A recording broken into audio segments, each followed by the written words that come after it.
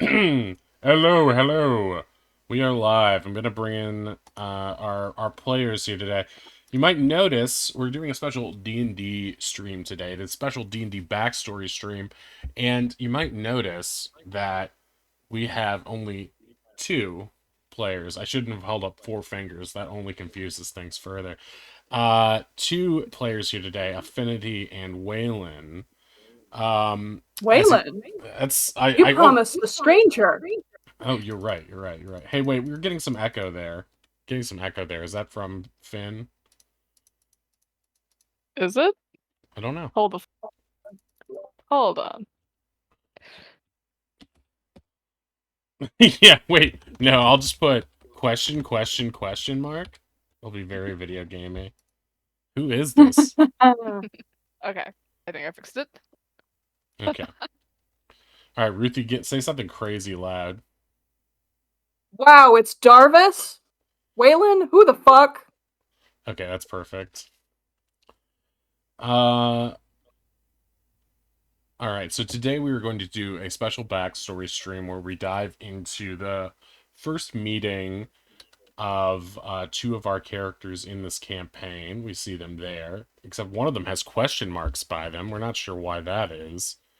Why is that? Oh Oddish, why my. is that? Tell everyone.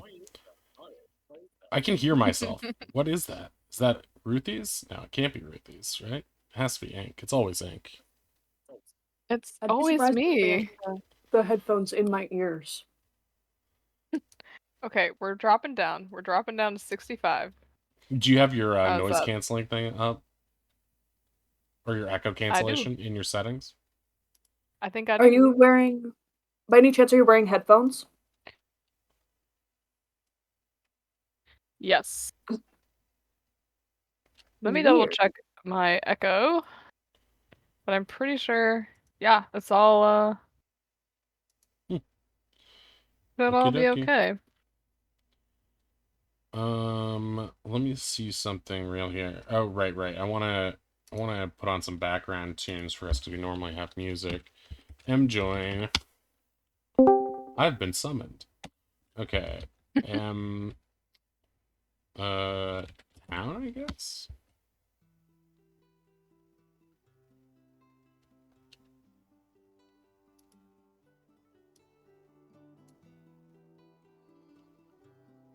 Ah, Rivellon, my favorite town. I can still hear myself. What's happening? No. All right. It's definitely on Ink's end. I don't know why It's though. It's like the I don't know why headphones. either. Hey, Rakuyo. Hey, Ashlyn. Welcome in, everyone. How is everybody doing Hi, today? Ivan. Um, so what's All right. happening is the loudness from your audio in your headphones is coming through to the mic. Is the is the microphone close to or attached to your headset? Yeah. It's like a Got it. gaming thing. Oh. Yeah. I think I think I made it better though. I dropped it all the way down to like 56. Okay, gotcha. All right, we're just gonna live with it. Anyway, um, so today we are going to the town of Mystic Port. Let's see if I can bring that up for you guys here. Ba-ba-ba, ba-ba-ba. Okay, so Mystic Port is here. Zoop. Mystic Port is this place. So most of our campaign is taking place over in yonder region, this little island south of Plantania. We're going to Mystic Port today to check out the casino where Finn spent her early years. This casino owned by her family. It's Mystic Port is sort of like the equivalent of Atlantic City in this universe. And let's go over here real quick. I want to make sure I have this correct, but do you have the name of your casino? I feel like we made that up a long time ago. It's Arcane Aces. Right, Arcane Aces. Thank you for that. So Finn is she's basically working at this point in her life. And this is maybe what, a year prior to the start of our campaign, I think. And Finn is working at the casino, and she's at a point in her life where she is starting to realize that there's some differences with how she wants to run things in terms of what her parents are like and what's her dad wants her to do. And her dad is sort of like semi-involved in organized crime at this point, right? He's like Semi. he's like it's sort of a open secret, so to speak, that he's like kind of involved in this way. Um and I think there's been pressure, right, for Finn to try to get more and more involved in this side of things. And she's been sort of resisting a little bit because she's Yeah. got this calling as a bard to try to be like she wants to be a stage magician more than anything. He wants to be the very best, Like no no one one ever ever was. was. Exactly. Catch 'em all. Catch them all. That's what she wants to do. No, wait, that's Kelken. Kelken wants to catch them all. So yeah, that's the basic setup of what we're doing here. But the real problem that she's facing is that her dad isn't really that interested in her getting up on stage. He kind of wants her to be a more like serious player in the casino and in the I don't know who Kelkin is. I want more Finn and question mark. Yeah, me too. Question mark is my favorite character. Mine too. So we're gonna go and we're gonna do a scene right here where for a while this is sort of the aftermath of this situation, but Finn's been asking her dad or trying to find a way to sneak up on stage and perform her magic tricks, and it's not been going well. Her dad's very like gruff, sort of like a Tony Soprano type guy, and he's just not interested in letting his little girl become some sort of like magician or something. He wants her to be like, I don't know, either a full practitioner of the family's thievery, or some sort of more like her mother. Your mom's not in the picture. Are they divorced at this point, or is she around? Oh yeah, no. She's been gone since Finn was like a baby. So yeah, she's been gone. She left when you were like, I don't know. I pictured like 6, maybe. I feel like you've known her, right, for a little while. Yeah. But I'd say through toddler years, but yeah, not really after that. have you been in touch with her at all? Have you talked to her at all, or like stayed in touch with letters or something like that, or is it complete estrangement? Probably not letters. Maybe an awkward lunch when she was like 13 once, and then never. Wow. So these are like the Again. only influences in your life are these dudes, your Uncle Vice and Dad Creed, and I think you actually were nice enough to make some artwork of them for us that I can pull up here in a second. Oh right. Yeah, if you don't forgot I did mind. that. Yeah, you did some of these before. Let me see if I can.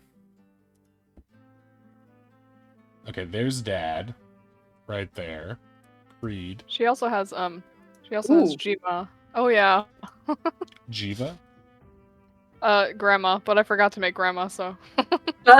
Okay, gotcha. Sorry, Grandma. I don't think I know Grandma very well. You made her mom super hot in this. I forgot. She looks like as young as Finn in this. I mean, it's AI. Yeah, I know. They only make one kind of woman, really. So we've got some guys here. And we've also got a guy that our friend Oddish was nice enough to make for us, who's another guy who works at the casino. We'll pull him up right here, too. Um, he's kind of sexy in his own way too. They only make very sexy people in AI art. We need an asexual AI. Wow. Yeah. So we've got these guys here. For this first scene, these guys are probably not around so much. So it'll be Vice and you, and basically what's happening is it's another boring night at the casino as far as you're concerned. It's it's fairly active, but you're just sort of hanging around, sneaking drinks every once in a while, practicing your tricks. You're maybe doing a little bit of work, but the way you operate in this casino is you sort of float from place to place a little bit. You're not if you get bored working, you just sort of wander away from a table and someone else will come to Mm-hmm. pick up the pieces because you work for the family and they sort of know you at this point. It's not the way Creed, your father, would like it, but they do know you have sort of a Disney princess quality where it's like there must be something more that I can do. And when that urge takes you, you sort of just wander away a little bit. But you are sort of acclimated. You've been working here since what, you were like 13 probably, or maybe a little bit older. But you've been working in the casino for longer than any child should at any point. So at some point, maybe we can do it like this. As you're sort of just going through your day-to-day operations, and it's another night at the casino. Your dad's away, so it's not really busy with any scummy people, just regular gamblers, regulars you see. What would you be doing to sort of pass the time as you're like going from table to table, or maybe you're up in your room, or just sort of gazing out at the hall? How would Finn occupy her time in a situation like that? Probably somewhere in between. Trying to find someone who is drunk enough to be very impressed with one of her simple tricks that she can use as a guinea pig. So Or she would be finding some like elderly lady or something like that who's so at this point you spot a by one of the blackjack tables, just getting absolutely her purse absolutely cleaned out, is this like wrinkly old kobold woman whose eyes are so like much shut and her spectacles so big they seem to overtake her whole face, and she's just sort of like constantly jittering. And as you see her, you think this might be an easy mark. I might be able to impress someone with this and get a few bucks out of it. And she's gonna sort of like wander past you towards another table. Oh my, that was fun. I wish I'd brought more money though. And she's like she stops to dig around in her purse in front of you a little bit. Alright, Finn's gonna walk up and I guess, do a gentle wave in her face to get her attention. Hmm. Oh, is it money you're looking for? And she's gonna try to reach around her ear and pull out a coin. Okay. All right. Classic. Why don't you roll Classic. a sleight of hand to try to pull money out of this old lady's giant kobold ears that are like Okay. sticking out, and like she has like very palpable white ear hair that you have to get very close to make this trick apparent.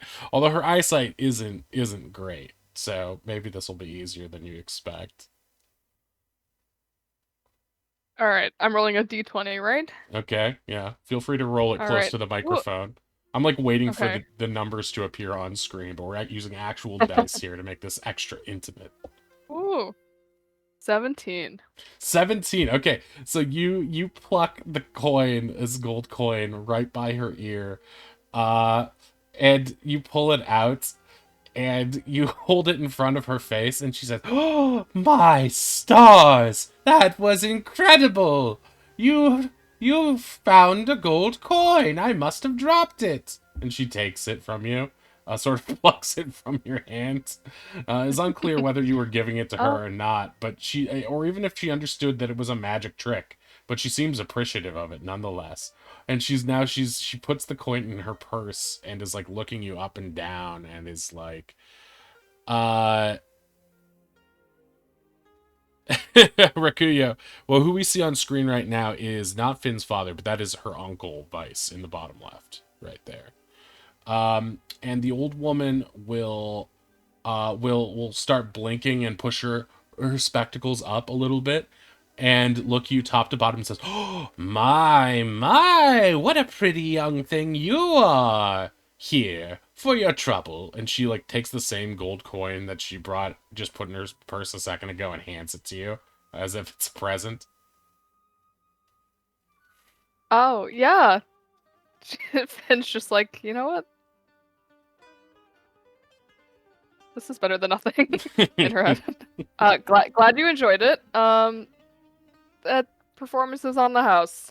She's aware that she's not gonna get anything else out of this old lady. Performance? What performance? You're welcome. And walks off. The old lady stands still as if she was expecting a longer conversation and then seems stunned that you moved away so quickly and is looking around as if you as if a person moving at a regular pace is like miles faster than she could even conceive of moving. Like you just left a shadow trail of poof and you're gone and she's just like, what? Eh? At this point, Vice, your uncle, is gonna sidle up to you, and you can see him from across the way that that he had with he's approaching you with a smirk. He's been leaning against a pole near the bar, and uh he's got this sort of toothy grin that suggests that he just watched that entire exchange. Not exactly the incredible performance you were hoping for, not the reception you were hoping for. You were good at the trick, and you didn't even get appreciated for it in perhaps the right way. Like, you did well, but this old lady was perhaps just too nearsighted to appreciate it. And he sidles up to you, and he's like, "Well, I see. You haven't missed a beat in terms of your performing style." Oh, so I guess you could say I've been practicing. Apparently not on the right patrons, though. Well, don't you think it's time that you get a little bit of a, I don't know, a wider audience? And he gestures to the casino at large and sort of kicks his head back towards the stage at the back of the room. Yes, that's what I've been saying for like months already. But your daddy, he's not too keen on it, is he? Yeah, well, the idea of me not working my ass off 24/7, I guess, isn't really appealing. Yes, you're certainly known for your work ethic around here. Yeah, I do so much around here. I'm really underappreciated. He sort of stifles a laugh. That's what I'm always saying. But your talents, they just aren't appreciated. But you know what? I know for a fact that your dad's off at a meeting right now, a very important meeting. And he makes a glug glug glug gesture. You won't be back until way after close. Might be a good opportunity for someone of your abilities to get up there and show the world what you've got. Yeah. Do we have an open slot on the stage tonight?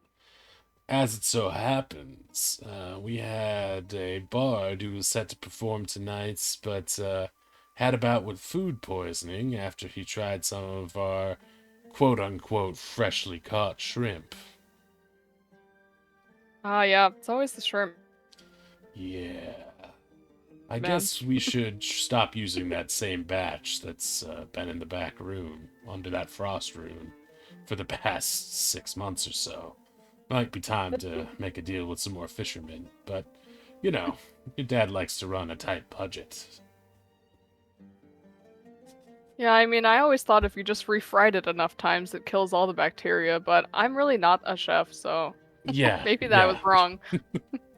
I've And this had. is why I should be the performer, because I feel like I could really bring in some revenue.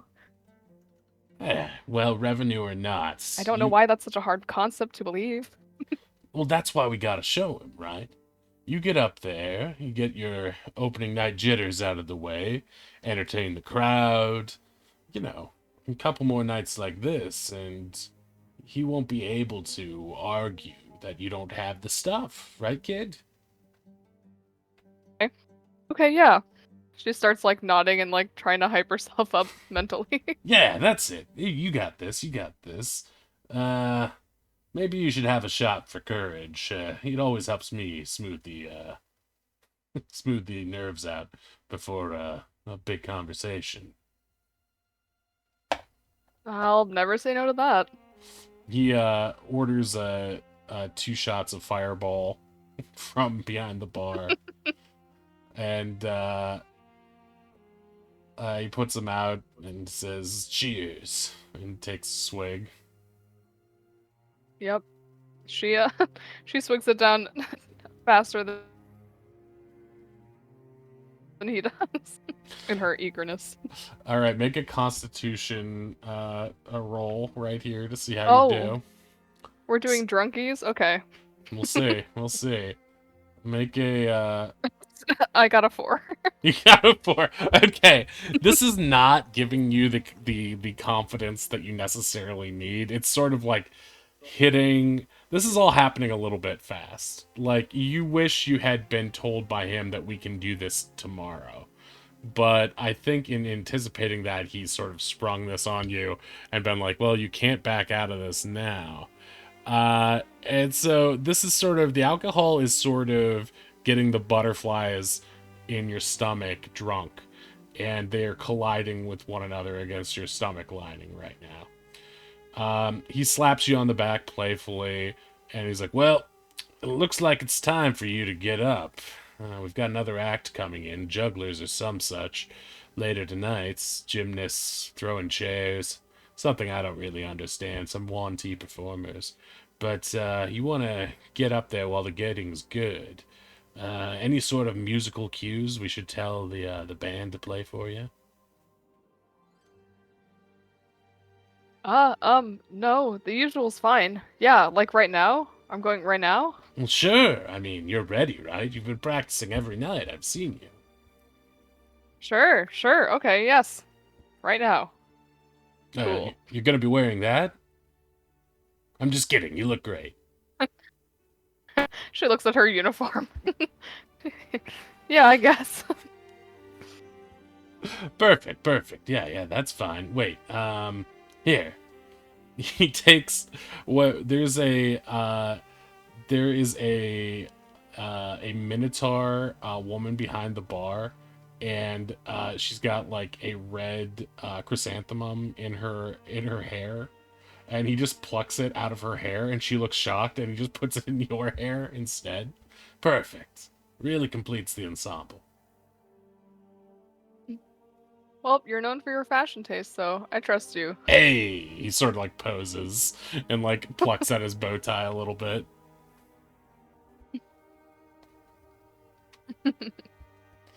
All right, get up there. I'll give you a big intro. Wait in the wings, and yeah, yeah. I'll gas you up real good for the crowd. Don't worry. Starts doing like a little dance motion. You're not sure how to feel about it. Alright, okay, I'm going. Yep. Thank you. Thank you, Uncle Vice. Oh Okay, god. so what's going on in Finn's head right now as she's getting ready to perform her tricks for the first time? It's definitely that, like, moment she's been waiting for, so she can't not be excited, but of course, there's the stage fright of not actually having been up on a stage before. So, Right, like right. you said, drunk butterflies. Drunk butterflies. All right, so she's waiting there, sort of like fiddling with her stuff. Any tricks or any accoutrements or wand, anything she needs, she's got at her disposal now. And after about 5 minutes of waiting for her to just prep herself, he's gonna wait for your thumbs up, and then he's gonna hop on the stage a little bit, and with a little bit of magical prestidigitation, he's just going to make his voice boom a little bit, and he's going to be like, "Ladies and gentlemen, have we got a treat for you? Normally, you might see her prancing through the halls or dealing you cards, but tonight, the princess of the establishment is here to perform for you. That's right. An all-new set of amazing, magical, arcane arts. And this is the kind of thing you're gonna want to tell people. I was there when it happened. So sidle round, but by all means, keep gambling and keep drinking. You're gonna want to have some stars in your eyes when you feast your eyes on this new star. Everyone, please give it up for Affinity Amberfield." And a bunch of people clap. It's actually a pretty nice crowd that has come around. It's not, people in the background. It is a casino, so people are still doing their things. But there seems to be some people sitting by the stage who are, oh yeah, even there seems to be a person who looks like Oddish in the audience, and he's clapping right now. Oddish, not Kelkin. I don't know what Kelkin is doing. Reading a book. Oh my god, what a nerd. So yeah, it is now your opportunity to take the stage. Someone is pushing a magical light towards you in the form of a spotlight, and the lights around you dim a little bit. Some floating candles are nearby, and yeah, it's all you, and you're able to take when you're in the center stage. It has been enchanted so that you're able to speak normally, and it will project your voice for all to hear. So there might be a little bit of okay, that's how I sound in the beginning, but from here on out, it's up to you.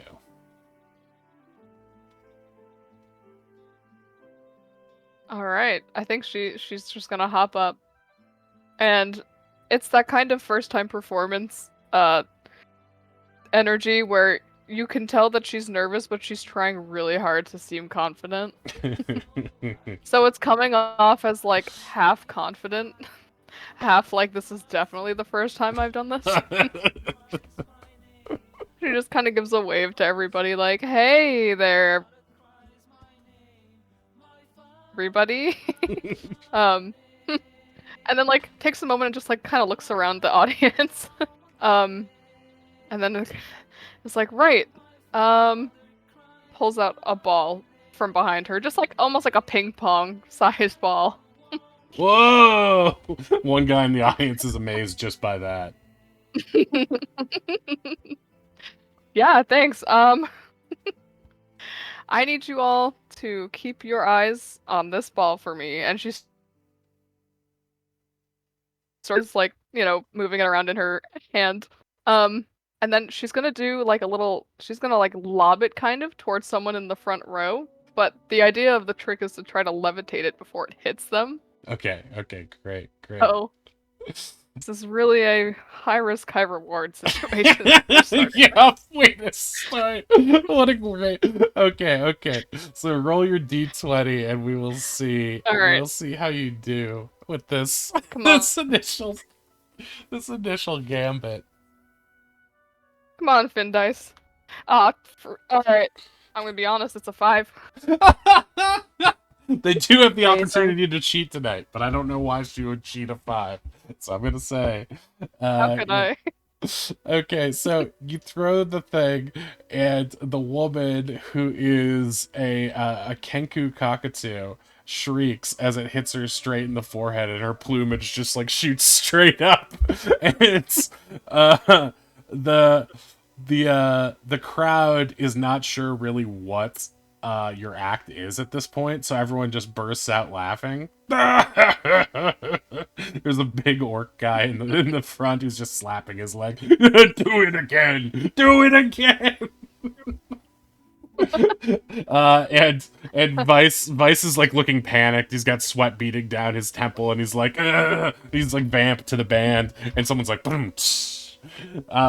So they're backing you up, and he just shrugs, and he's like looking at you like, you gotta get something else going, kid. That didn't work. Yeah. She's like trying not to sweat. Um, yeah, and what about this? And she pulls out. This girl's got like 80 pockets. She pulls out a needle, kind of like a maybe it's like almost a foot long. Like it's a pretty big needle. Um, The cockatiel woman dives under the table in fright at the sight of the needle, just like, no, please, I beg of you. Throws money on the table. She thinks it's a robbery at this point. I mean, hey.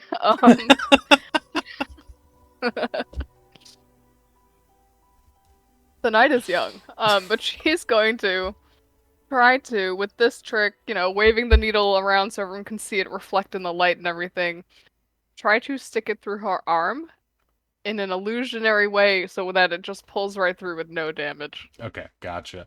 All right. So everyone's like oohing and awing as you're like about to stick it in, and the orc guy's like, yeah, yeah, blood! He's like super psyched about this. Everyone else is feeling a bit leery. Vice is looking not too confident in you right now, so give us another roll right here. Alright. Finn Dice is going a 5 again?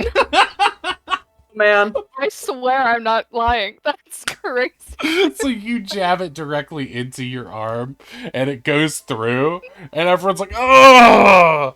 Only the orc guy is impressed. Everyone else is just like, "What the fuck kind of show is this?" And they all look over at Vice, and he's just like, and the rest of them like scattered applause, like this is what it's supposed to be. Like they don't know.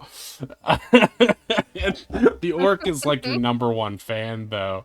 Look at her bleed! Yeah. She's like, ow. Yeah, you currently have this giant needle in your arm. How are you gonna deal with this? I think she's just gonna leave it there for now. She doesn't want to pull it out on stage. What a trooper.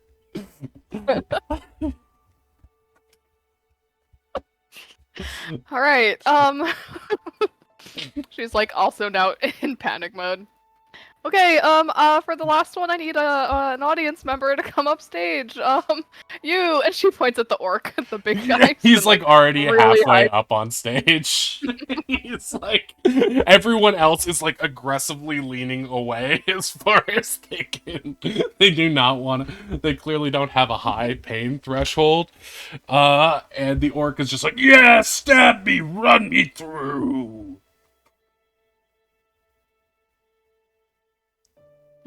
Haha. And she pulls out a knife.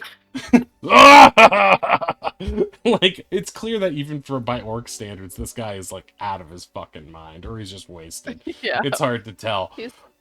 It's his like fraternity night out or something. Yeah, apparently he's the only member of this particular fraternity. He's like looking at his reflection in the knife, and he's just like, yeah, yeah. She's gonna take a moment to adjust a big wooden plank that was conveniently stationed behind the stage for her, behind the orc, with a big target on it. She's going to try to throw the knife at the orc without hitting him, just like right above the head. Okay. With her eyes closed. She's blindfolded. So she's gonna sort of like push him back and put him against the curtain, right? And the board is behind the curtain, and that's what she's throwing at. Right, and then she's blindfolded while she's throwing it. Oh my god. Okay, so Vice is like literally like on the verge of pissing himself. Like this could go so badly. Like he's like he's just and I love that Finn is like not like let's do less dangerous tricks because the first ones didn't work out. It's like escalating in such a way. Man. Okay, all right. So roll a roll your d20 to see how this one goes. Come on, Finn. All right. Dice. I can't get 3 5s in a row. At least I know that much. I don't know. Buddy of mine got 3 ones yesterday. I got a 14. Okay, okay.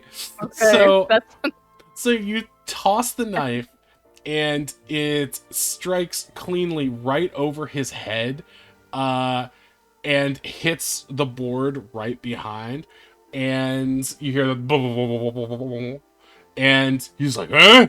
You missed me!" He looks really mad, and then he reaches up and he taps the top of his head, and he's like bleeding very slightly. Like he either stood into it or it just sliced the top of his head. He goes, "Oh, she got me! Yeah!" And everyone cheers. They weren't sure what was supposed to happen, but they're happy it didn't get bloodier than that. Everyone is so relieved that the crowd erupts into a frenzy of just wild, like, that was crazy. She really set it up. And like the cockatiel woman's like, "Oh, I thought she was gonna kill him. Oh, that was quite thrilling." Even she's clapping at this point. And the old what do you call it? The old woman that you saw in the beginning. She is The kobold lady? yes, the kobold lady. Thank you. Is currently clapping and cheering you on, but she's facing the wrong direction. She is like so blind she cannot tell which way is going, and from then on out, you gain just a little bit of composure. yeah. Thank you. You're basically in the zone from that point on. You perform for about 15 more minutes until Vice gives you the wrap it up signal, and at that point you have a really surprisingly successful first show that went off really well. Tricks go hit or miss from then on, but everyone seems jazzed that they're seeing sort of like a new type of performance that uses magic in a way they've never seen before, and so they're very thrilled by it, and everyone's talking about it and chuffed off of it. And it's not long before your dad hears about it and like forbids it from happening, but the next time he's gone you do it again, and everyone's so excited about it. And as soon as Vice convinces him that it can be a moneymaker, from then on out he sort of begrudgingly allows it to happen. And a couple months go by, and soon he's sort of like, a little bit more approving of it. He doesn't love it, but he gets that there's an appeal to it, sort of begrudgingly liking it. So after those months pass, uh, one of the card dealers at the casino is going to just go missing under mysterious circumstances, and this isn't that strange. Sometimes these things happen. Sometimes shady deals. Sometimes people just get disappeared, placed somewhere else, sort of a witness protection thing. And so this new guy shows up, and you can see him here. He looks like this on in the top right of the screen. He goes by Darvus, and he's sort of a roguish fellow. Um, and at this point, uh, your dad is going to pop up to you and pull you aside. He's going to be like, "Hey, I know you're trying to step away from the card stuff for a little bit, but I got a new guy and I need him brought up to speed really fast. Not sure I can trust anyone else with it. Just, you know, I want you to show him the ropes, teach him how to deal cards, that kind of thing. Capiche?" Why me? What happened to Uncle Vice? Why can't he do it? He looks upset.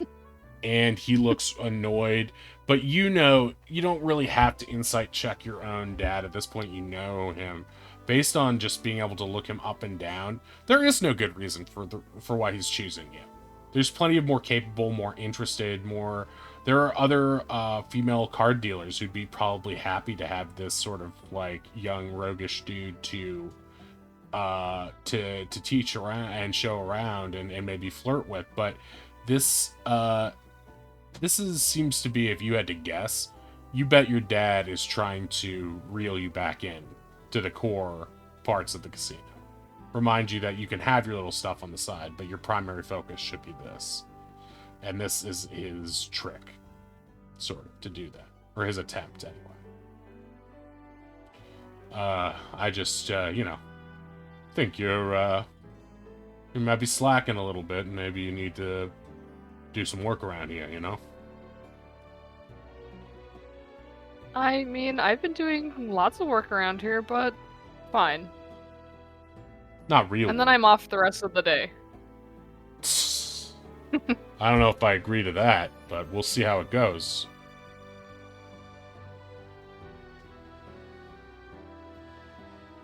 I've done it 100 times before.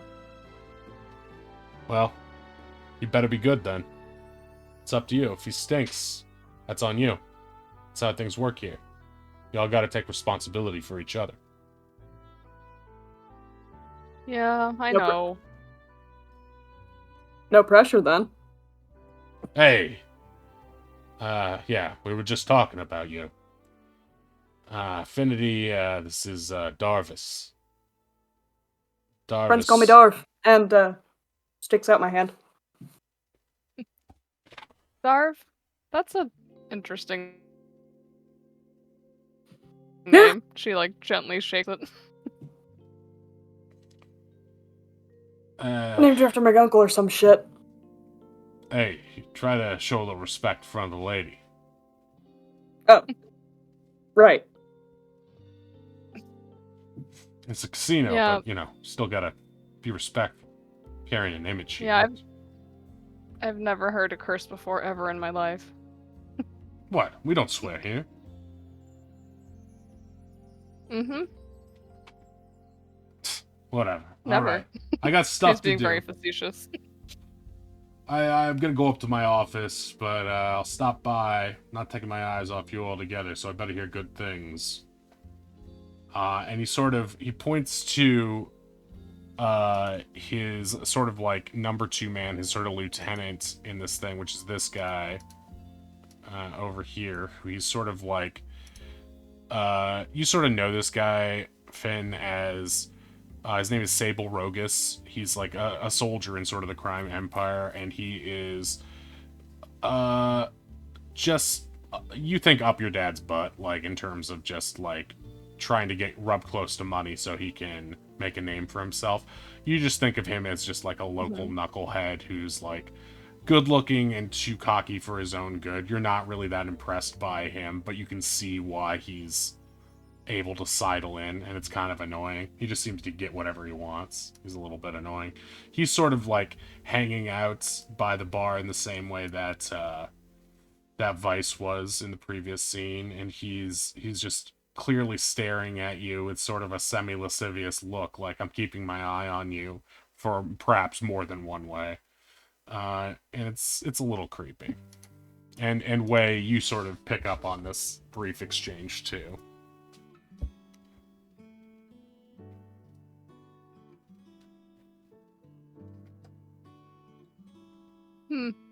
Well, I guess it's you and me, buddy. Let's, what was your job again? She already forgot her instructions. Your dad said that I was supposed to run a table? Oh, okay. Alright, that's fine. She starts, just leading him over, to one of the, oh my god, what are they called? I guess they're just card tables, right? Yeah. Different card One of games the on card different tables. tables. Yeah. And as she passes by Rogus, she's just gonna roll her eyes in a not very subtle way. He's going to Darvus- just sort of like sneer and like chew on a toothpick, and just like the utter, like nothing could break his confidence. Darvus will lean over to Affinity and just kind of, like, half whisper, like, which village lost their idiot? He's laughing. Unfortunately, that's a homegrown idiot, so... You can see you two whispering, and he's actually like, the veneer of cool almost breaks for a second. He's just like, what are they talking about? They're not making fun of me, alright? Some deep-seated insecurity, and there's a twinge of it on his face before he like looks away and starts making eyes at a different woman at the bar. There we go. That'll keep them busy for at least 15 minutes. You know anything about poker? What's your game of choice? Poker, blackjack, I'm down for anything. All right. I mean, I don't play that many cards, but poker seems to be popular, so let's do that. All right. You bring him over to Uh, an empty table. And you guys are, as you're showing him how you do things here, and just like where you keep the cards, where you keep the chips, how people get paid out, that sort of thing. You guys have just some time to shoot the shit. You guys are getting chummy enough that people aren't necessarily approaching right away because they're not sure what's going on, but you guys don't have a very businessy attitude off the start.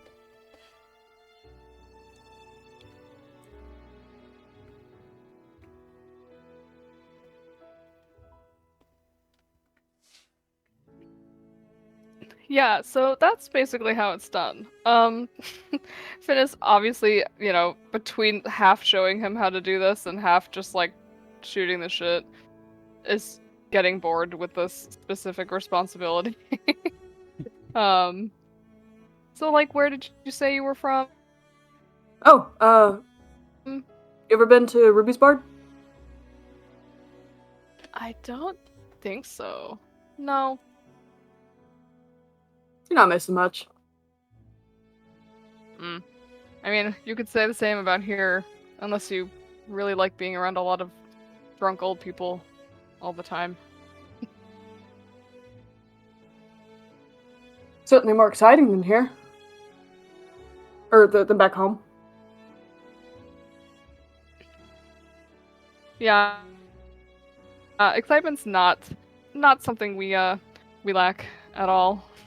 She's also slowly at this point starting to like see if Rogus is back and like turning around gently. Oh, to see if he's focused on you guys. Yeah. He is currently deep in conversation with this human woman in a blue dress, pale woman with jet black hair, and she's sort of just like leaning forward at the bar, staring at him. She looks a little drunk, but is also just having fun, chatting with him, and he seems to be making a big show of like talking to her, leading into her too. So that he's sort of like a tall and imposing figure, much like your dad, and is sort of leaning in. But then you catch an almost imperceivable glance towards you, as if he is checking in to see if you're noticing his flirting.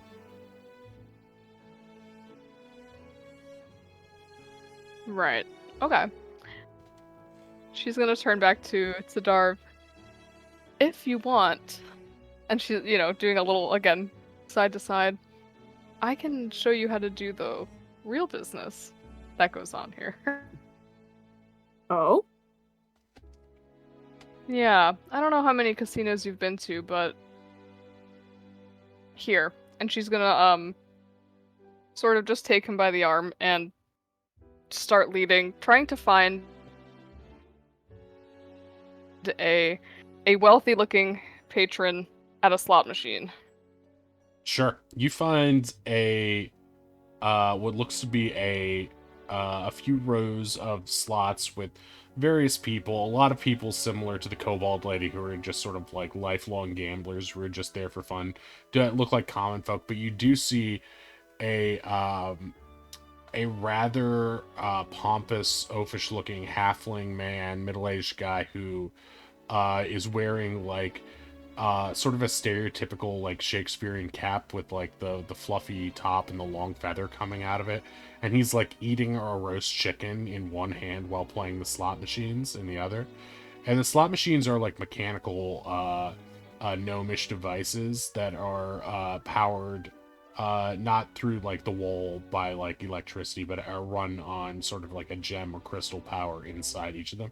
So they're actually expensive devices. So there aren't that many of them, but just by eyeballing this guy, And just by how casually he's losing money and not seeming to care, you get the sense that this guy is a total mark for scamming. Awesome. All right. She's gonna look at Darv. Not to be blunt, but you look like you've robbed people before. Am I right? Darv puts a hand on his chest. Oh, Affinity, I can't believe you pegged me exactly on the nail on the head.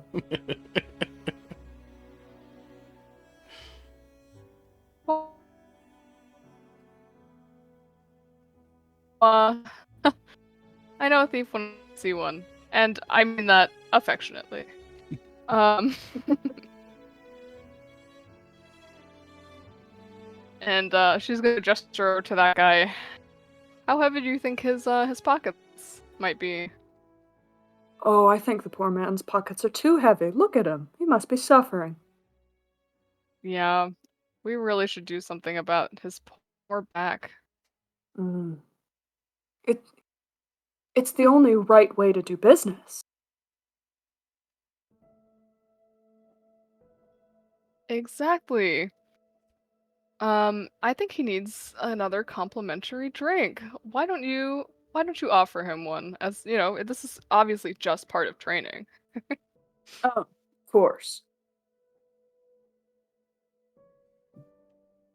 I'll head to the bar, grab the drink, head on over. Okay, he's sort Sir, of. I see you've. Oh, sorry. Go ahead. Go ahead. Sir, I see you've been working hard. How's the game coming? Fine. What do you want? Well, after your 20th game, it seems like tradition. You get a free drink at the bar. Here. Eh. He grabs it and He, starts guzzling it immediately. and I start to try and lighten his purse a little. Okay. Just roll a d20 to see how your sleight of hand goes. Oh boy, that's a 3. Oh, As he's just drinking, you just reach for his coin sack at his hip. Immediately, he goes, "Hey, what are you doing? Who is this guy? What's happening?" He seems like frazzled and just drunk, and he's like clutching at his chicken, like you might steal that next. He's causing a bit of I a am scene. so. Other people are just staring.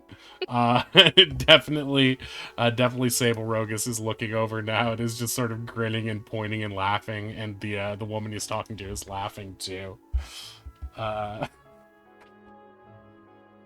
Yeah, Darva's playing it off. He's got like a napkin. He's like, I am so sorry. It looks like I might have spilled some beer there. Let me just hands him a napkin.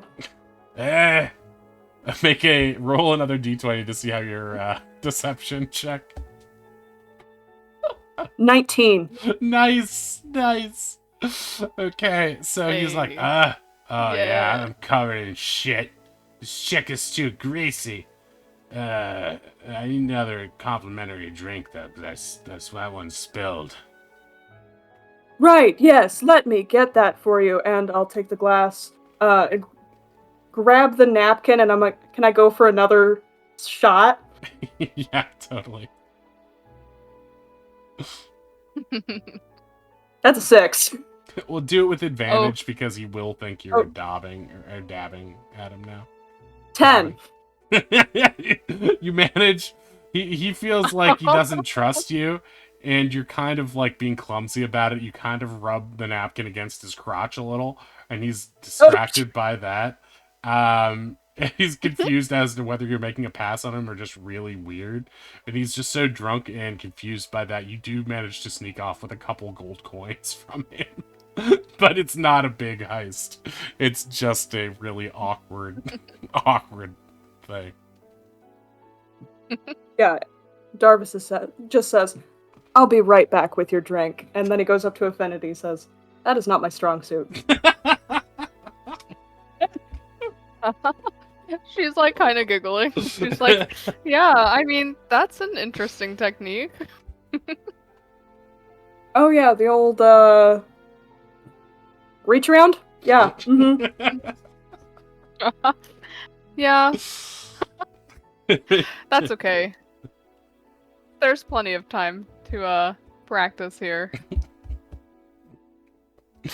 As you guys are laughing and sort of talking about what happened, you see, yeah, in the distance, Sable is a little annoyed uh, that you guys seem to be getting so chummy. He turns around and heads back up to your dad's office, leaving the woman in the blue dress sort of in the lurch. And she's like, "Wait, what was all that about? Come back." um, so a couple weeks later, Finn gets another opportunity to perform. She's got like a regular, like twice a month gig at the casino now. Ye old reach around, yeah, that's what it was. And she she finishes another show, and throughout the show, there's been one guy in the front of the audience, a lizard folk guy who's just been like yelling at her relentlessly after every trick, making comments about her in a harassing manner. And after the show, she's like signing autographs for people and like talking to kids who were somehow in the casino. And Way, you see this lizard folk guy just like drunkenly sauntering up to her, and you just get now after a couple weeks of working here, you could just like clock this guy. You probably know even without working here that this guy is trouble heading towards her. All right. I'll just start slowly making my approach, trying to be nonchalant. Just, oh, look at that. Break time. Good game, fellas. Just walk off. Everyone at the table is like confused, and then just began to sweep up the chips that were on the table as if they won them. And this lizard folk guy is drunkenly sauntering over to you and like pushes away some like legitimate fans of Affinity and is like, "Hey, why don't you come with me there, girlie? I'll show you some real magic."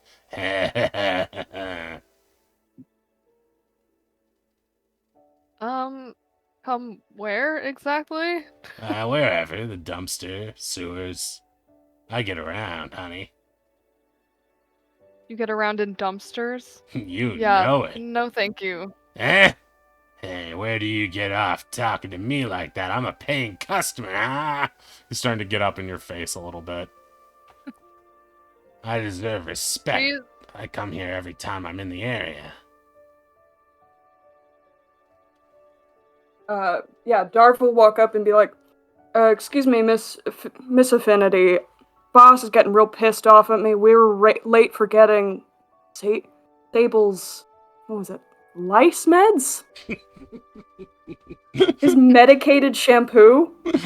Like he's a fucking pet. Shoot.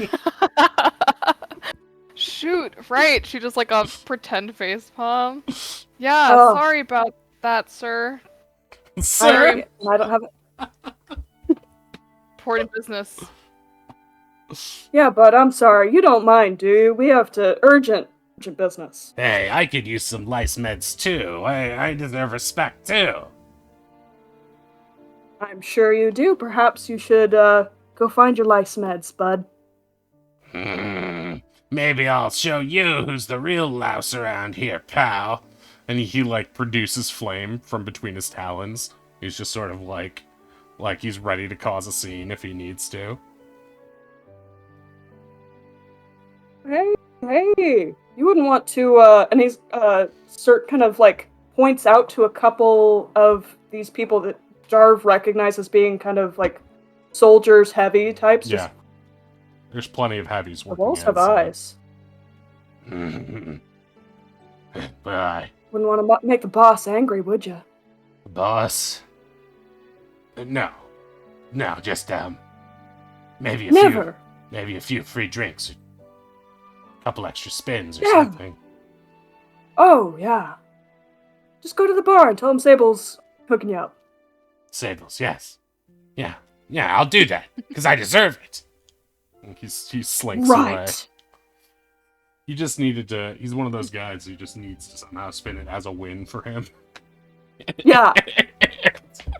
And you've successfully managed to dispatch him. You alright? Oh yeah. I mean, thanks. I guess success has its downsides too. Oh, yeah. Huh. Uh, Yeah, maybe I should like get some security or something. You'd see what you would be surprised what some people would do. I once saw a guy break into my house to try and steal my mom's hairbrush. That seems really desperate. What? Yeah. No, it's super cringe. does she know about your mom at this point? Have I you mentioned her? think it might have come out. Yeah, he's probably like talked a little bit about his family. So just so we're both on the same page, because we've talked about this, but we haven't fleshed out extensively. Your mom Mhm. is or Darv's mom is an acting teacher, correct? In Ruby's Yes. Bard, and was once Yeah. a like perhaps a grand dame of the stage or something like that. Like starred in like Yeah.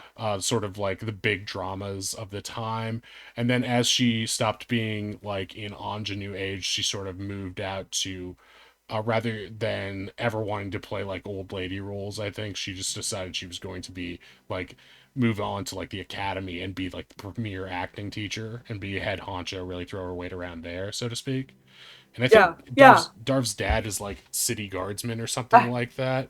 yeah. We don't have him You and I quite as described him fleshed as like out. a Hank Hill type. Right. He is a very like Hank Hill, city guardsman. yeah, I love it. basically just very like by the book and regimented and like does not pick up on flirtation very well.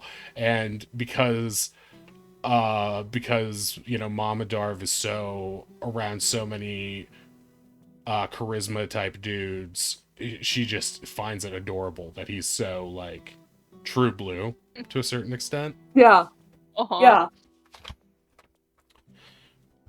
So yeah, so when he's mentioning that some guy tried to steal the mom's hairbrush, that's probably some fan of hers from her stage days, or even maybe one of her students who's like obsessed with her. But you know, she's sort of like a well-known person. She's possibly someone who intrigues you just because she's got a performer background as well, you know. But I don't think you've met her or had the opportunity, but probably because she stays very busy in Ruby's Bard. But at this point, that is a character that you would at least recognize, and a relationship you might recognize as like being a comparable situation with crazy fans. Gotcha. Uh, at, Yeah, I mean, oh, sorry, go ahead. oh no. Would be like, on one hand, a part of me is kind of like, I wish someone would want to steal my hairbrush, but as long as there was someone else to throw them out afterwards, you know what I mean? You should have seen my dad. He turned 3 shades of blue and he actually swore once. Whoa, once? The nerve. Oh. If it's not a darn and a heck, you know you're in trouble.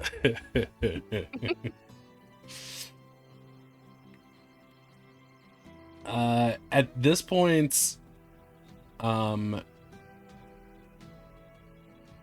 Darv, you're gonna realize that you had something that you wanted to show her that you thought was really cool, and you're going to bring her up through sort of like a rope ladder in the back of the building in the behind stage area to uh, uh, the top of the roof, and it's like at night now, so it's really nice. You guys are sort of by the coast, and it's like the stars are out, and as you guys are up there, you can see them putting up this new sign for one of the other casinos, your competitor. So, like, theoretically, you should be upset about it because it's like this big, magically enchanted light that seems to like go on and off in sort of like a magical D&D version of a neon sign, but it has sort of like three-dimensional minor illusion quality to it, where it sort of reaches out to you. Not Tony New York's casino. He's like, hey, it's me, Tony New York, and I'm here to say we got the real best casino in the world. Hey, we got Pizza Pie and Beastie Boys and Brooklyn, all the New York stuff you love. But this is a fantasy world that we haven't heard of New York. Yeah, that's right. That's right.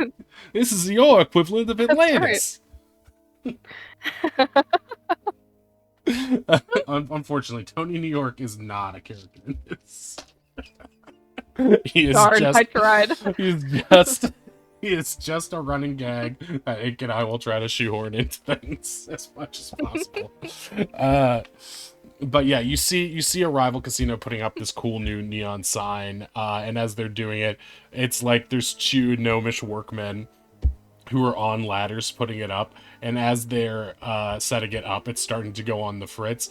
It's supposed to show like a three-dimensional image of like a Hercules type strongman figure, but it keeps changing the incantation, and it keeps like messing with the illusion so that he starts changing body shapes and like growing too long a neck and like growing a dinosaur tail at times, and just the the big it's really entertaining and fun to watch, and the whole atmosphere is very it's it's brisk out, but it's not it's just a fun little moment away from the hubbub down below, and especially a good way to get away from what do you call it, this crazy lizard guy down there.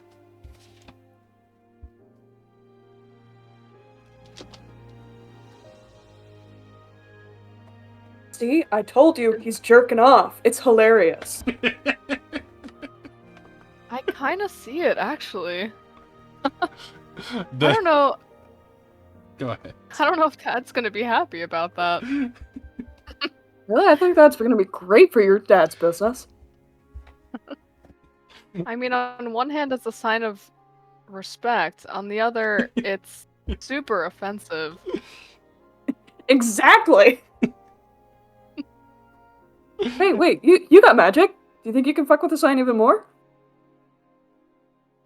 Maybe You we know? can give him a unibrow? I can try. I'll be lookout. Does she? Alright. They're still on the roof, right? I guess how far away would this be from them? This is about like maybe a quarter mile away, so it's not super likely that you can, but at this point it seems like it might be it might be a fun thing to try to shoot one of your like bardic inspiration things in that direction, or maybe just like another sort of like minor prestidigitation type thing, just to mess with the guys climbing the ladder and see what if you can reach it.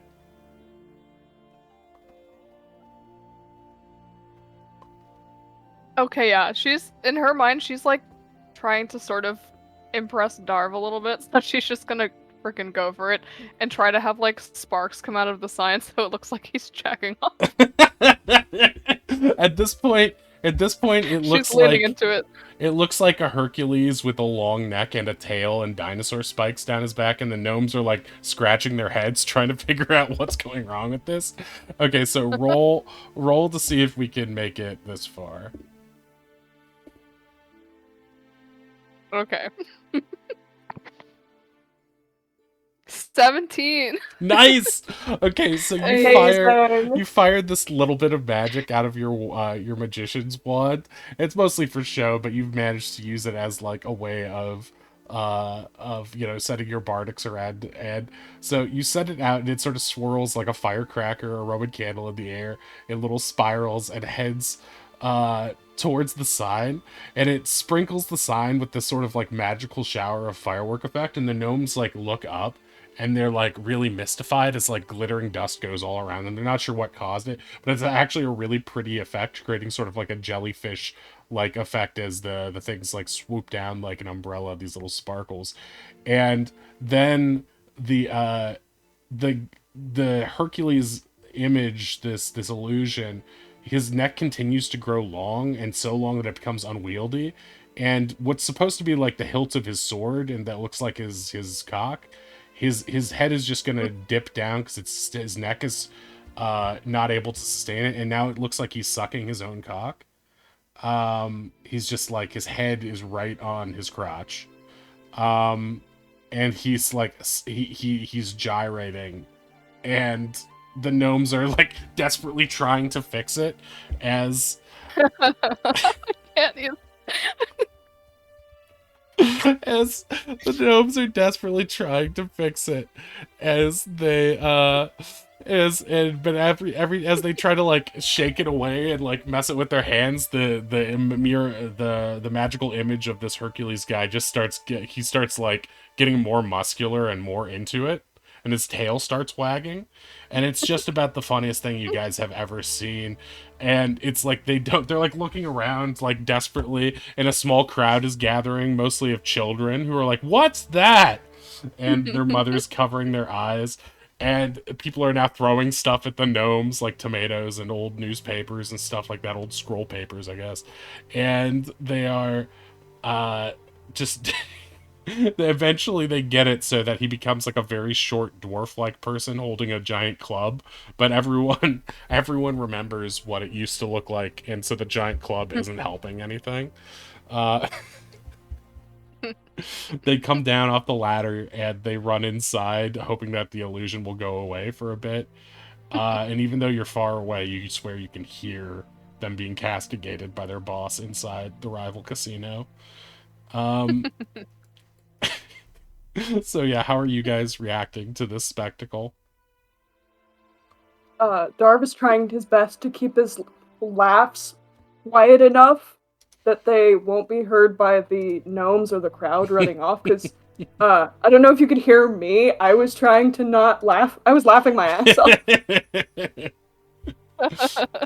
I think Finn is, she's not really used to having to unless she's doing it on purpose, be discreet in the casino. So she's laughing so loud, and she's almost like laughing so hard that she's kind of like holding herself up like on Darth, trying not to. Like, this is the most fun she's had in like forever. So at this point, the noise sort of dies down, and Finn is sort of like leaning against Darv. And as things get quiet and it gets like slightly awkward for a moment, the hatch behind you on the roof sort of bursts open, and a Sable appears. He's like, "Hey, what are you two doing up here?" Making the sign jerk off, it was hilarious. What? He looks over, No. and the sign is just like a small like dwarf now. It doesn't like it's not doing anything crazy. So he's just sort of like staring at it. He's like confused. What's that? They're always trying some stupid thing. Hey, what? I was talking to some guy at the bar. He said you got some sort of medicine for me? Sable, do I look like your courier? I have a table to run. What? I don't have lice. Yeah, what are you talking about? I want everyone to know I don't have lice. Lice? Who would say you have lice? I don't know! People have been saying that I got lice! We're the only people in here. Relax. And you guys Man, why are you shouting? You sort of push past him and head back down, laughing to yourself as he's like staring at the sign to see if it'll jerk off. He's like a little confused. And as you're coming down, sort of like leaning on each other, that's when you spot Creed, Finn's father, who definitely takes note of you two guys getting very chummy. So about a week and a half later, Creed, who is the man pictured here, is going to ask for a one-on-one meeting with you, Darvus, in his office. At this point, you've met Uncle Vice as well, And Uncle Vice has said, I'm not really sure what's about, but just play it cool, man. Try to be respectful. He's not a guy who likes to joke around like us. And you think Right, this is right. No, totally profesh. you think this is a fair piece of advice coming from him, because you do know that Vice is pretty straight with you, because he knows that Finn likes your company. And so you go up into this office, up the back stairs in the casino to the office area, and the casino floor is bright and gaudy and very, jubilant and exciting. And his office is the exact opposite. It's sort of small and squalid, lit very dimly, and is very imposing. And his desk is a much smaller thing than you might expect for a man of his size. He's just like a big, muscular, imposing figure seated in this little chair behind this little desk, and it just makes him look bigger. Um, and It's almost like being in like a fisherman's shack, surprisingly, compared to how ornate the downstairs is. And you sort of immediately get the sense that he is not a guy who cares about appearances unless he absolutely has to. He's a guy who cares about results.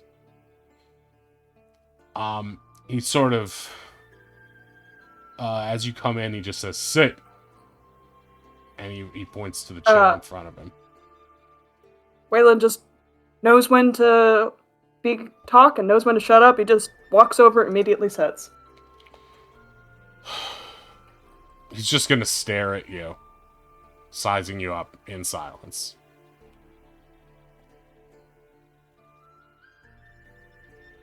Should I roll deception to see if Darv shows off that he is growing unnerved? Oh, are you saying whether or not you are... Or is Darv Yeah. getting unnerved? Yeah, I think the longer the silence is going on, the more he's like trying to keep his cool. Alright, I'm gonna roll for him to see if he has the insight to pick up on that. Or if he even cares. He doesn't care.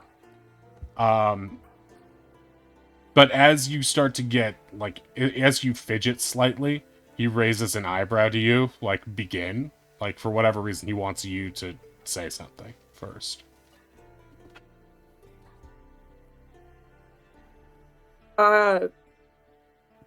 Look, I'm sorry about what happened last week between Sable and that gentleman. I don't know who started the whole like lice thing. That was kind of ridiculous, but Why? What that happened? lizard guy, he just started being weird. He was like flirting. He was like really gross with Finn, and then like he started talking about Sable and his lice medication, which I have heard from Sable personally. No lice, no meds. This isn't about that. I appreciate that you stood up for Affinity there. That's not a problem. We don't want those kind of people going up and around her. So that's good. You did good. That's why I want to talk to you. You know, Right. You've been spending a lot of time with Affinity.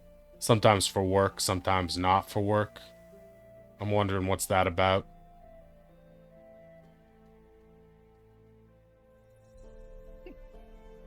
You know, the two of us, we're just like work friends, coworker friends. Totally fine, you know, like work as it's totally it's casual. You don't have to worry. It's casual, fine. is it? Yeah. Just grins and giggles. Yeah. You know, my daughter is not some fling. She's not some play toy for guys just to use and then throw away as they see fit. You know that, right? Never. Oh no, that's fucked up. Heck, up. It's messed up, man. So, Wei, when you are saying you're just work friends. Are you trying to deceive him? Is that the truth of how Wei feels? Uh, I think he really likes Finn, but I don't think he's like put a label on it consciously. I think he just knows that he really likes spending time with Finn.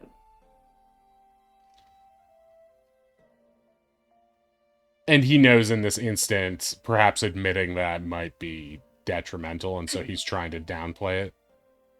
Yeah. So I want to ask you point blank how it is you feel about my daughter.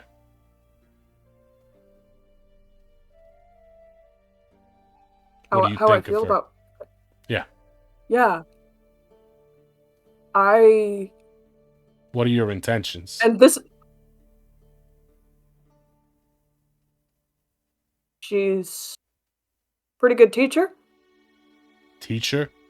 Her she taught me the ropes. Mm-hmm. She's not very good at the Main ropes. does Not one of her best tricks. no, but she's a pretty good performer. I gotta say, I do enjoy watching her shows. Is that something you've been Oh, encouraging her to do? Is that why she likes oh it so much? nope. Mm-mm. I haven't said a word Are you about that lying to to her. me? No, Because it's not a good no, idea to lie to me.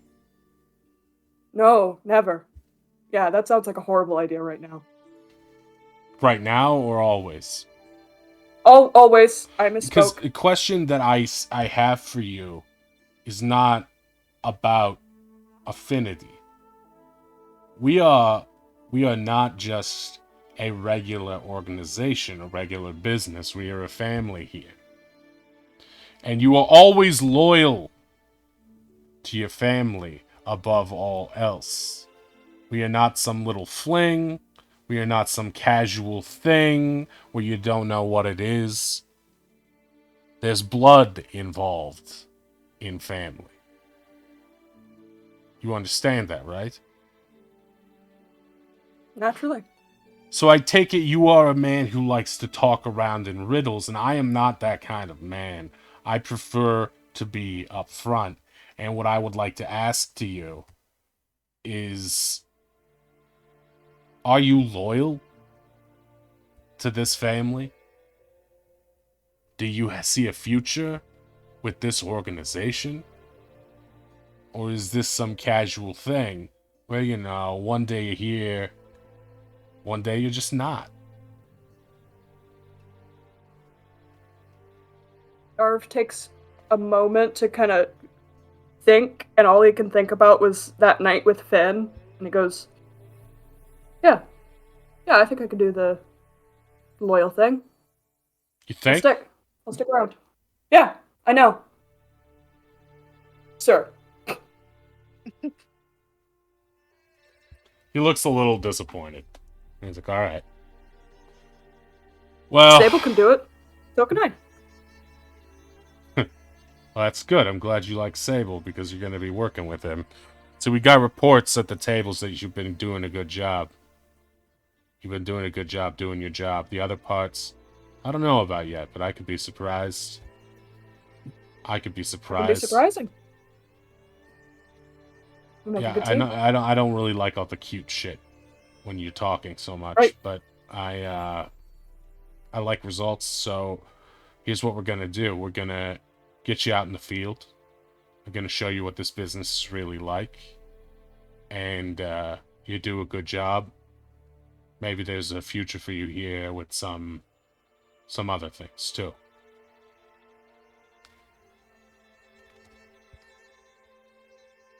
Darv, knowing that uh, Creed does not like talking, just nods vigorously.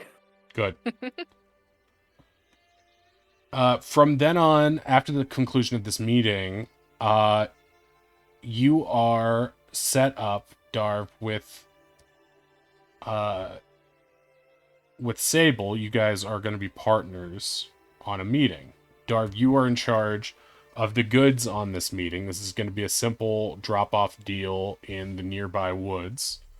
and it's going to be at exactly midnight. You guys are going to the woods. You know, Darv, innately that this is shady work, and that you probably don't want to be asking too many questions because that's only going to get you in deep. You worry, you're worrying, I'm sure, what the implications are of doing this kind of thing, or why it is so clandestine, because that can't be great. But you also know that you just gave your word that this guy, you want to be in this for the long haul. So you're trying to, those are the things that you're sort of battling right now. As much as you haven't been getting along well uh, with our buddy here, Sable, uh, he, he's been really reliable on this so far. It seems the vibe that you're getting is that he, when it comes to the actual crime organization aspect of work for Creed, he seems to take it very seriously and isn't, the casino stuff he doesn't really give a shit about, but he actually wants to be. He seems like, he still seems like a social climber and maybe a suck up to Finn's dad, but he, from what you can tell, he takes it very seriously. He's very, we're gonna get out, get in, get out, no jokes, no being cute. We're gonna, give these guys the goods. We're gonna get the payment. If shit goes sideways, we have to deal with that. We're ready to fight. But uh, I've done business with these guys before. They seem all right. They're creepy, but they seem all right. You know. Creepy how? Eh, like when I say, we're going to meet in the woods at midnight, right? I think it's easier when you do business in plain sight. You go up and you're like, I don't know, you just have a meeting at a restaurant or something, a tavern. You do it in plain sight, real casual. You make drops like that. I mean, these guys want literally cloak and daggers. Like that's what they're all about. As secretive, as quiet as the dead. They want it in this really remote place. But they're a bigger organization than we are, so we sort of gotta do what they say. We're the little fish. Yeah. So you guys sort of hang out and shoot the shit. You're both sort of wanting to talk about Affinity a little bit, but there's sort of this like armistice peace agreement to not talk about Affinity because you feel like it might lead to an argument. So you're just having really asinine conversations about like locations to eat and stuff. And time passes, it's boring for a long time, and then the time comes when you're camped out in this wooded area. It's not even a field, it's pretty messy and covered in brambles and roots and stuff like that, but you hear very quietly these cloaked figures approaching. And Sable's gonna stand at attention, and you've sort of got this case, like a briefcase, and you're in charge of the goods, Darv. You've had them in your possession this whole time. That's been your end of the deal. You promised Creed that you'd make sure they get there. Sable's in charge of the talking, and you're in charge of the handoff and getting the money. So you go up to these figures, and they're hard. It's hard to tell what they are. One of them appears to be a lizard folk, and under the hood, the other looks like they have sort of like a peachy, autumnal like appearance. You get the feeling they might be an elf of the Feywild. You're not 100% sure. It's really dark, and it seems like that's the way they like it. And so, uh, at this point, the lizard folk guy is going to point to you and ask you to open up the case to show them the goods for the handoff. Alright, boss, here it is. I click it open. You open the And I just case. show it without saying it. You open the case to them, And inside the case, they look inside. You're not looking inside.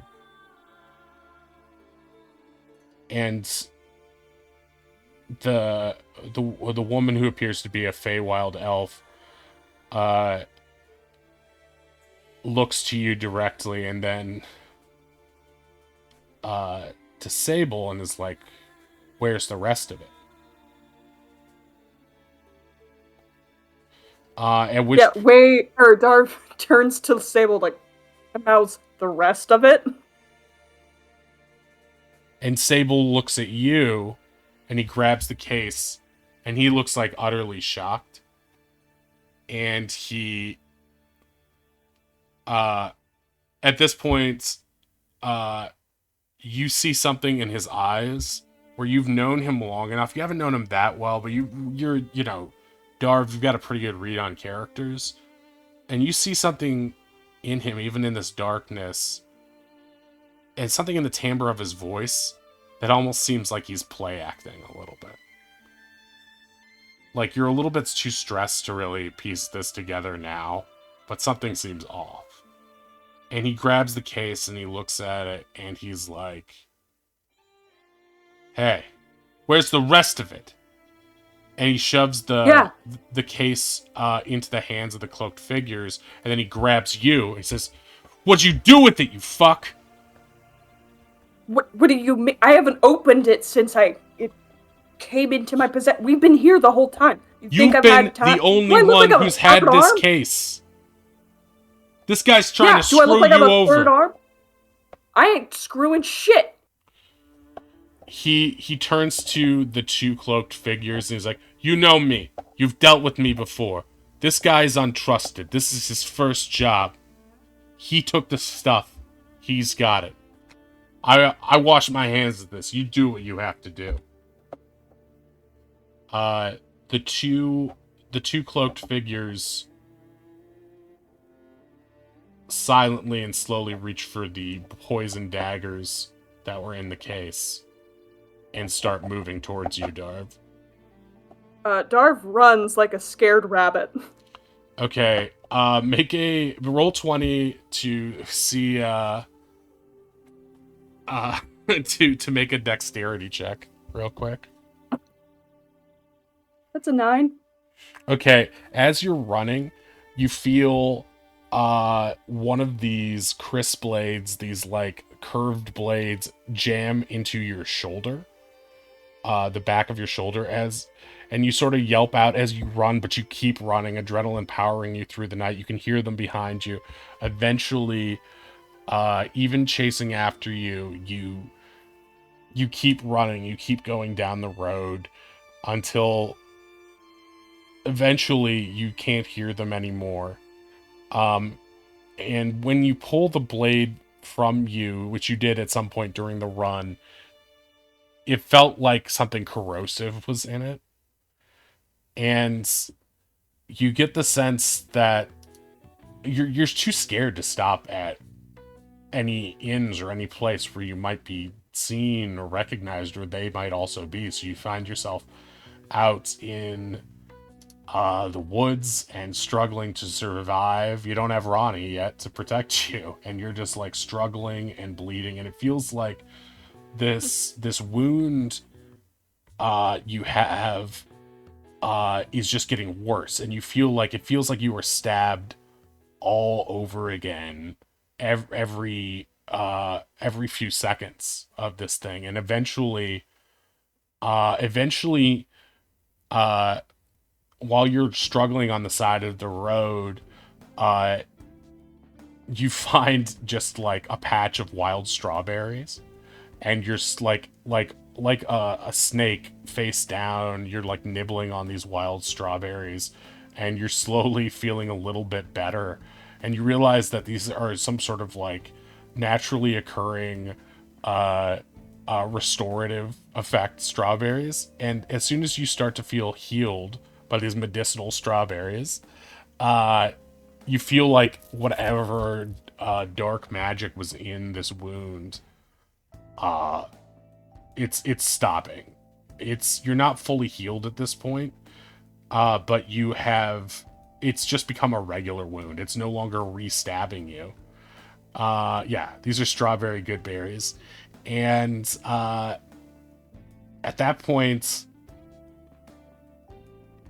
you basically realize that you have enough faith or enough consciousness to think this through, and you realize your entire life just exploded. You got set up somehow. You didn't steal whatever the stuff is. You don't know what the stuff is. But you're sort of piecing together a through line between Finn's dad clearly not liking you, this Sable, who was pretending to be really nice to you up to this point, suddenly throwing you under the bus. I'm the fucking patsy. You're the Pats. God damn it. And at this point, sort of, you realize that this is likely going to be the last time you see Affinity ever again. And that it's not wise for you to visit any major cities because you've just learned, at least, you don't know who this organization was, but you've got some inklings of who they might be. You think they might be part of a much larger criminal organization. And with that, you head into the forest, where eventually your life will take a much different turn. But that's a story for another day. So now we're going to go back to about 5 days later, and we're back at the casino. At this point, Finn, you are a little bit nervous.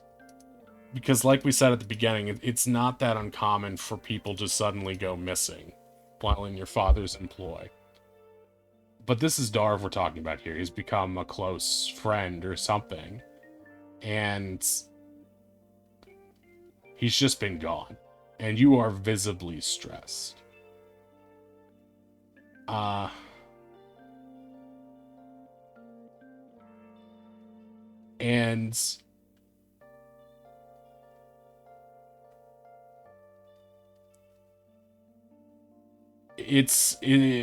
you haven't seen Sable back either. He's been missing too, and that makes you really worry that something terrible has happened. Eventually you see Vice coming down from your father's office, and although Vice is normally a Boolean and like very talkative to you, he seems like he's been averting his gaze for the past couple days.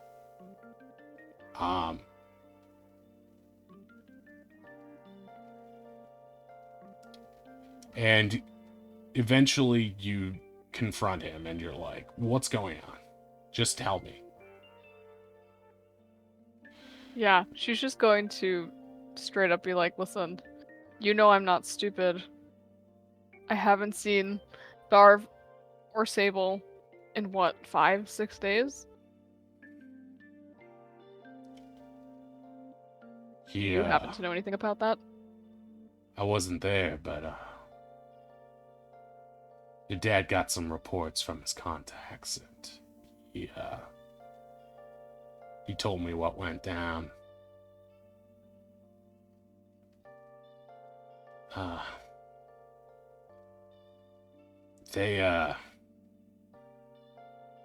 It seems that Darv, he tried to pull one over on your father. Looks like he was waiting for this moment. We were making a deal with some stuff that's not exactly legal or well regarded, and he took off with it. And Sable tried to find him, but Sable went missing too. And he really screwed up your father's relationship with this group that we've been working for. So he's gonna be What? having his work cut out for him in that regard. So I wouldn't bring it up to him unless you want an earful. But yeah, I'm sorry, That kid. He fooled me too.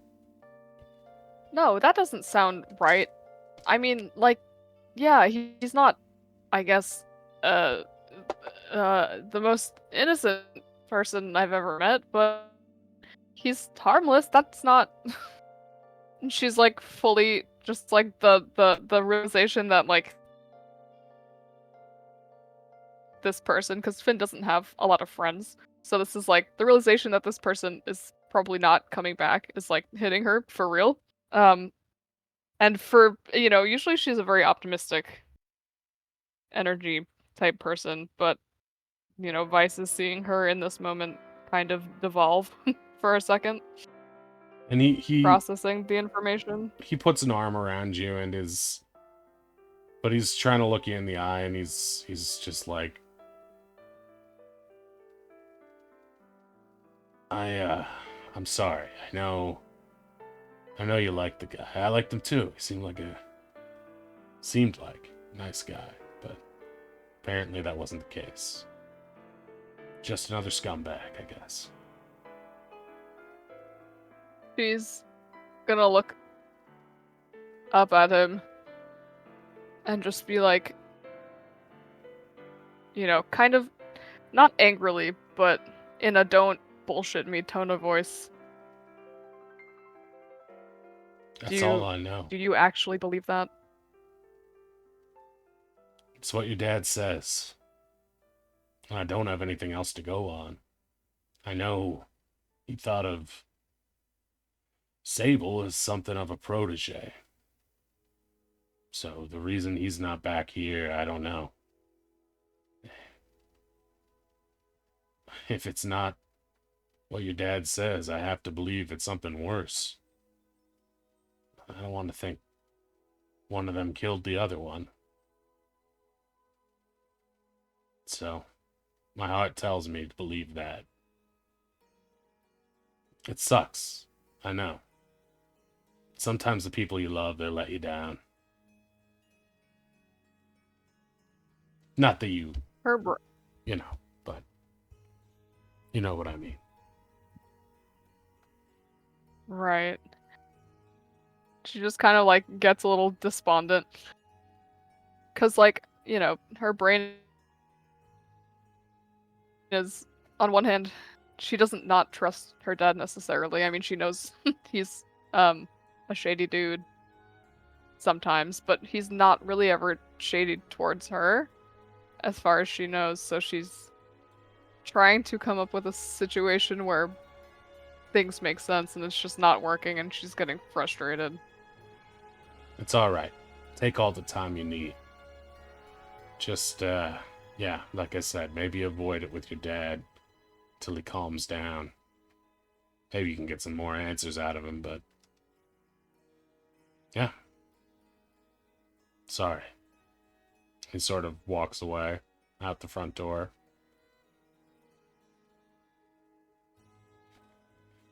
And with that, that's going to bring us to the end of this Backstories session. Now, we all know, fans of the Thursday game, players in the Thursday game, Thursdays at 8 p.m. Eastern, will know that these two do see each other again and start working together again, although their pasts and what happened that night have not been reconciled. And we still don't know why this Darvus person suddenly changes his name to Waylon, or maybe that speaks for itself. Maybe it's an assumed identity just to get away from this past. But those are conversations that Affinity and Darvus will have to have of their own accord as they come up naturally, or maybe are forced onto them. And we also don't know why we saw no inkling of Fabian, the person living inside the man we know as Waylon's head. So how that ties into all this, we're not sure. But we might find that out, yeah, like Otter says, on the very next episode of Wrath of the Godkin. So stay tuned, folks. And if you'd like to catch up on previous episodes, you can go to the playlist here. They're all up there. We'll be putting this one up there too. I want to thank Ink and Ruthie for being here today and playing along with us. I want to thank Oddish for helping us with some of the art we used today as well. And yeah, I thank you to everyone who stopped by. And yeah, it's not all drama. There's also Bird Kid teaching children how to get better at stabbing and stuff like that. It's a weird campaign. It's a normal D&D campaign. But yeah, that's it for us tonight. So let's find someone that we can raid out to for the time being. What do you mean? What do you mean? What do you mean? What do you mean? What do you mean? My favorite. But yeah, so let me just look around here. Oh, there's so much good stuff going on right now. It's hard to choose. It's hard for me to choose. I've gotten very big into retro lately. Oh, Feywild Field Guide is doing some Dungeons and Dragons right now too. So why don't we go over to Feywild Field Guide? Seems thematic. And we will check them out. They're always really nice to me. So we'll catch up with them in their D&D right now. Dino Thunder. So yeah, please join us in heading over there for a little bit. And yeah, we'll be back likely tomorrow with some more either retro games or spooky games or some such. And our next D&D game will be Thursday at 8 p.m. Should be everybody there for that one. Our party is, I think, one orb away from completing their next assignment, so to speak. And yeah, then who knows? We might be off to a brand new world of adventure. We'll see. So here we go. We're going to head over now. Thank you very much, Ink and Ruthie, for that fun session. Hope you had a good time, too. Yeah, it was fun. Yeah. All right, we're going to pop over now. Bye-bye. Bye. Okay. We are rating. Woo.